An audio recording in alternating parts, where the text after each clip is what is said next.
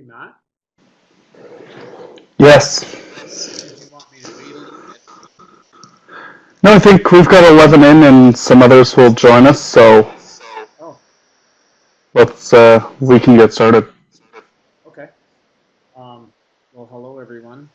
Virtually, I'm a rookie at this, so uh, don't mind me if I keep looking away. But I just want to say thank you for taking the time to watch our film, Swift Current. I think on the previous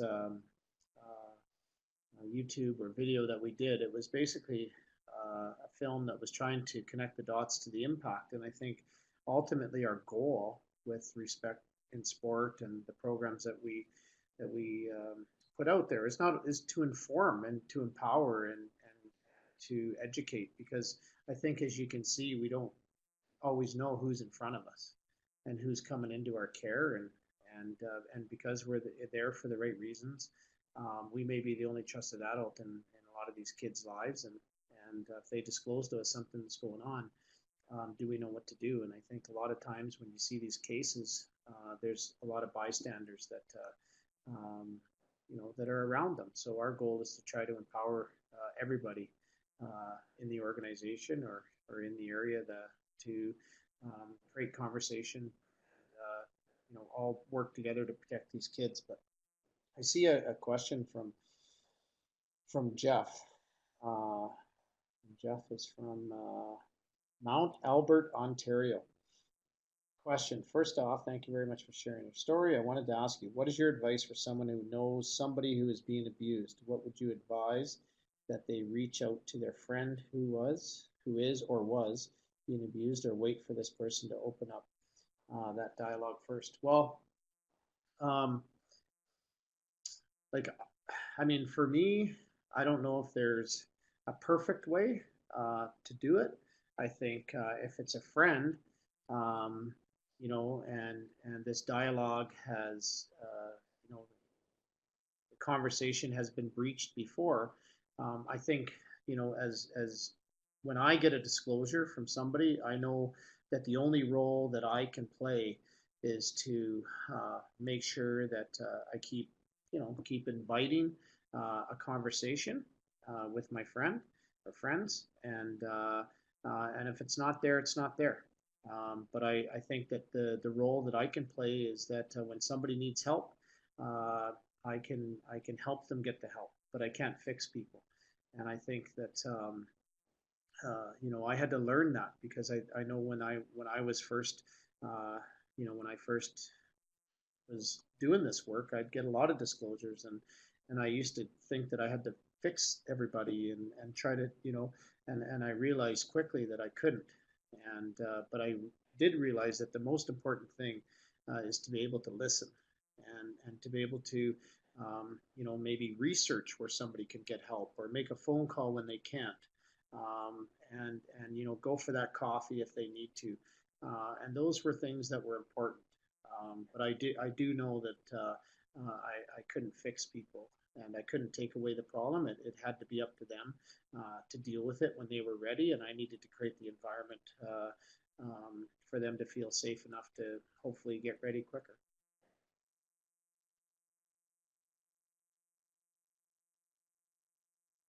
You're welcome, Jeff. Guys, any other questions on the table, please just enter them into the chat. Well, and I think on the film, like, it was interesting with Graham and Mickey, because uh, they weren't even we weren't even planning to make a documentary when we had taped that. That was just I was just going into the school. They asked me to come and speak at their school, and that's what came out of that. And that's not abnormal. It's fairly common, and I think you know, if I look at the Sheldon Kennedy Child Advocacy Center, for instance, like, we do the we investigate child abuse cases, and in 5 years, we've investigated 6,600 cases of child abuse, and um, and basically those 6,000 6,500 cases. Basically, that's the 15% um, of the if you may the bad uh, um, cases that come in the systems through child and family and so forth. And 98% of those kids know their abuser, and 47% of those kids are abused. They're coming out of their it's coming out of their home. They're abused in their home, and the majority of them are under 12. So when I look at that, sometimes and a lot of times the safest place for these kids are in our schools, at our sporting, at the golf course or in the rink or at the pool or wherever it may be. And I think they're looking for people and individuals that they can be safe with, and adults. And that's why I think for us it's really important to make sure that we are educated and have the knowledge to know how to react if a child does disclose to us. I think our focus is not so much that there's abuse going on in your organization. We got to catch them.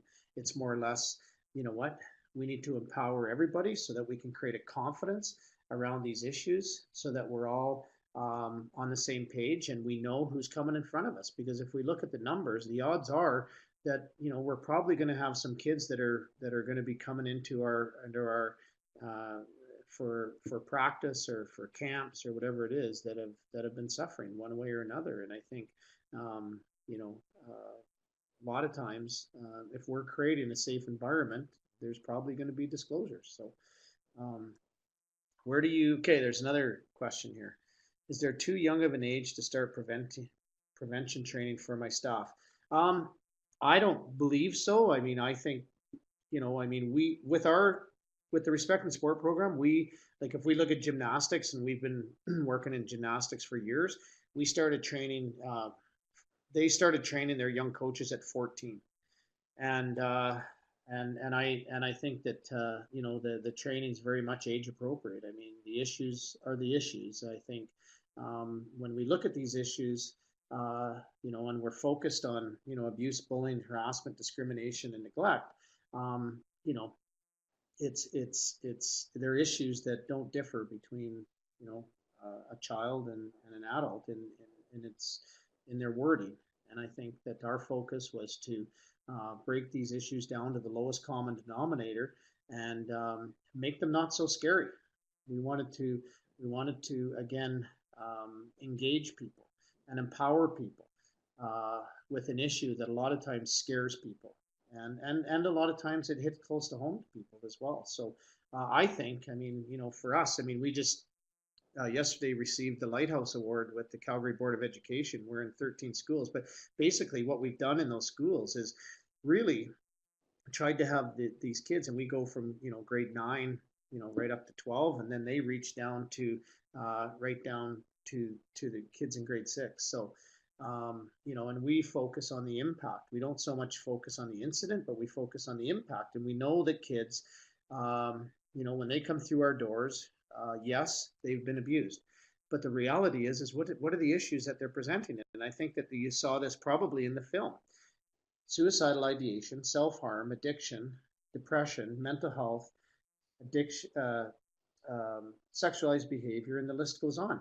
And a lot of times we want to box kids in and box them in and say, oh, you're this and you're that and this and that. And the reality is and what we've learned in the schools is that, it's not, and this isn't just about sexual abuse. It's like when kids are struggling, right? And they've come from some sort of adverse childhood experience coming out of the home where they've lived in sustained toxic stress environments. It changes the way that they go through life.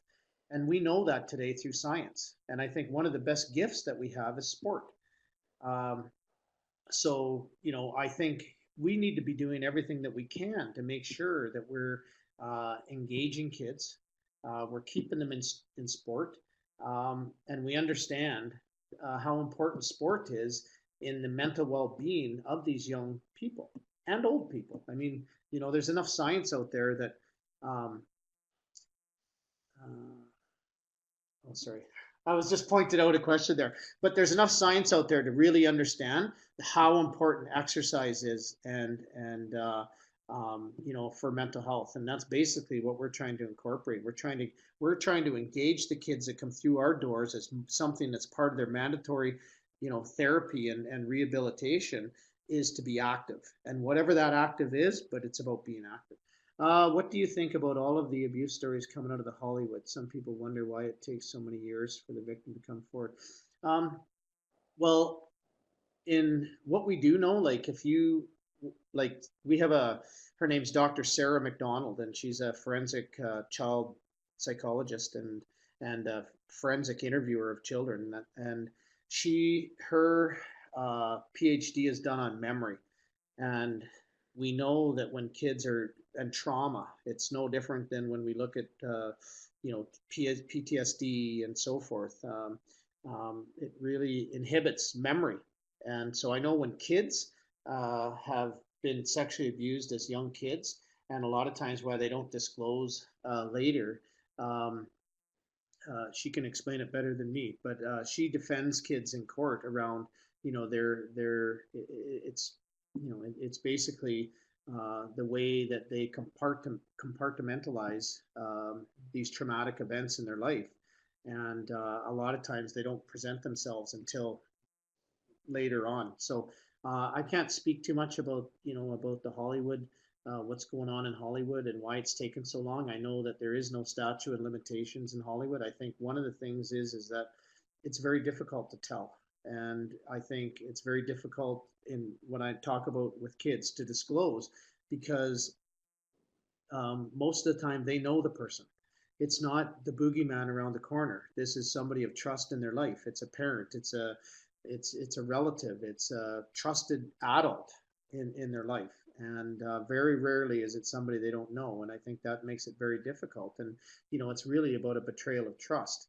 And I think when you're a young kid, the threats that come with the abuse. I'm going to hurt your family, or your family's going to break apart, or this is whatever it might be. But there's usually threats that come with telling anybody, and having them have to protect a secret. So it is a scary time. So for kids to tell, and I think hence the reason why, if they ever do tell, we need to make sure that we handle that to the best of our ability. I wonder what if there are signs a coach sees that abuse may be happening at home. Well, what we have, and this is what we know here, is that we know in Alberta, we have the legal duty to report. And so if we believe that a child's being harmed and hurt, we have a legal duty to report. And so where they would report to here in Alberta would be the SSRT line, or the social service response team. And I know how we would respond. We would respond with a uniformed police officer and a social worker to go out and assess the situation and assess, if that child is being hurt. And again, they're very delicate. And how do you respond to that if the abuser's in the home? And so, I think that the reality is that a lot of times we're not sure if it is or if it isn't. And I think that, if our gut's telling us that something's wrong, I think we're safer to phone and to have, to have that situation checked out. And I know that at our center, we have a team that's all they do is respond to those types of calls. But and they're professionals in most in all cases. But I know sometimes there's a fear of making those calls too. But I think one of the things that we've tried to do is, and what we have done, is actually created an expert team that just focuses on what they do and what they do best, and that's being able to assess, the safety of this child, whether it be in their home or outside their home. I often wonder if a coach who may have tendencies to abuse can be educated out of it. How much of this type of prevention training is at abusers versus? Well, there's not. We don't focus on training the abusers. we basically focus on trying to focus on the 98% of good people and make them better. And when I look at, if somebody's an abuser and they can be trained out of it, I mean, I think one of the biggest myths out there is that, training is 2 or 3 counseling sessions and you're good to go. And what I see a lot of times is that what we see a lot of times is it's people you know go to their courses to get their box checked, and it's a just to make sure that they're following all the rules. But to me, and I know personally what it takes for change to happen, and that's a commitment every day. And I believe that if somebody can commit every day to making sure that they're that they are going to follow the rules and do what's in front of them. I mean, most abusers that I know, um, you know if they're hanging around kids, they're going to be abusing kids again. It's like, if you're a drunk and you're hanging around with a bar, with no supports, and you just keep hanging, you're going to be drinking again. And and my motto is, if you don't want to get hit by a car, don't hang out on the 401, right? And so for me, I mean, if that's their addiction, if they want to call it that, then don't you know you don't be hanging around kids. You live your life in other ways, and that's the way I see it. So if people are committed to change, I think change can happen. If they're not committed to change, then I don't believe change can happen. I'd like to hear your thoughts about power and relationships.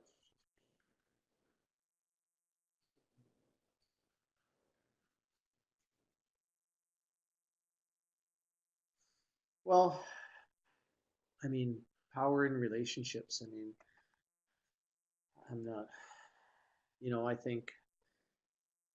I think relationships are something that have to be worked on every day, and I think uh, there's boundaries, and I think in any relationship there have to be boundaries. Whether you're a coach, whether you're an employee or an employer, and I think that those standards need to be set.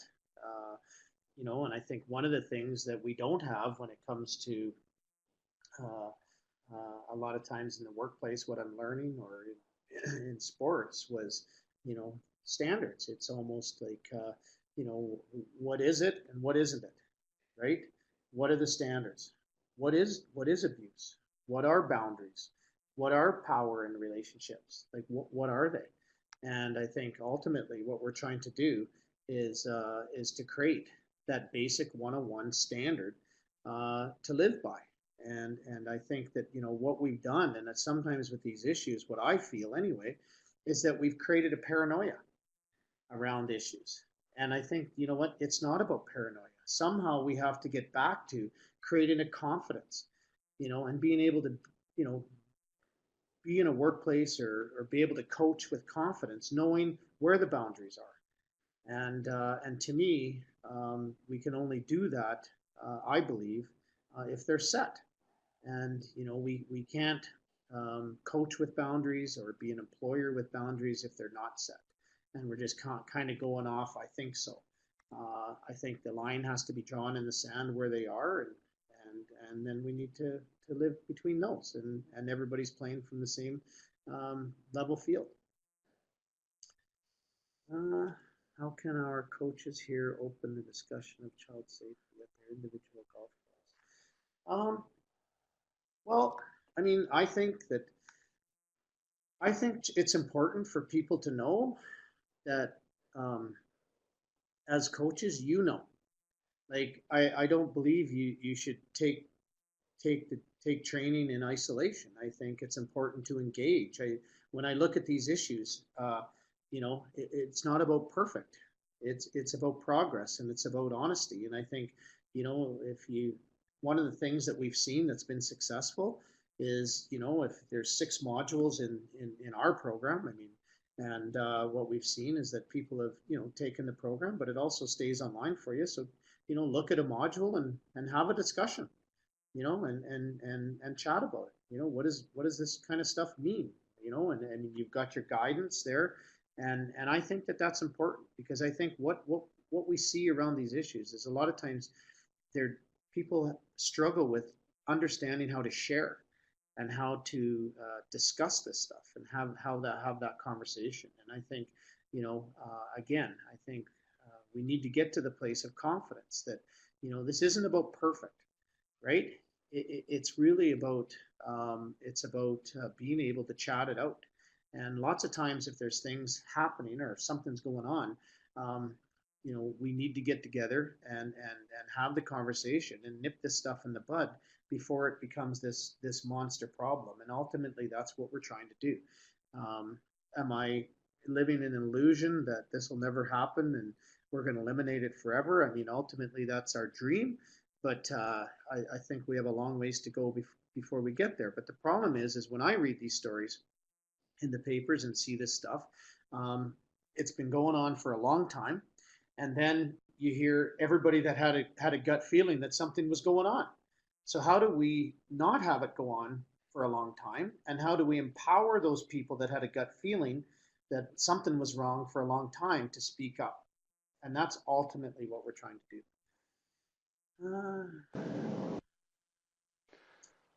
That's fantastic. Any other questions, guys? Otherwise, we'll wrap up and thank Sheldon for his time. Well, I hope it made sense. Um, and yeah, I mean, I hope that made some sense for you. I mean, there's lots of information on the memory and children in memory with through Dr. Sarah McDonald if people are interested with that. And it's online, or you can go to the Sheldon Kennedy Child Advocacy Center. And if you want to know how to report, we have a great video that we posted. It's on Sheldon Kennedy Child Advocacy or SheldonKennedyCAC.ca, and it's a video on exactly, and it's social workers, police, Alberta Health and Justice, and and schools, and it talks specifically on how to respond if a child does disclose from all of the systems that have that legal responsibility to do so. So there's lots of information there as well, and yeah, I applaud you, Matt, and all of you for taking the time to learn, because when I look at these issues, I believe our biggest gap is knowledge, and I think I think what you did today was you learned a little bit more about an issue that I think um, you know needs attention and will help us all in what we strive to do, and that's be the best we can when kids are in front of us and we're helping them out.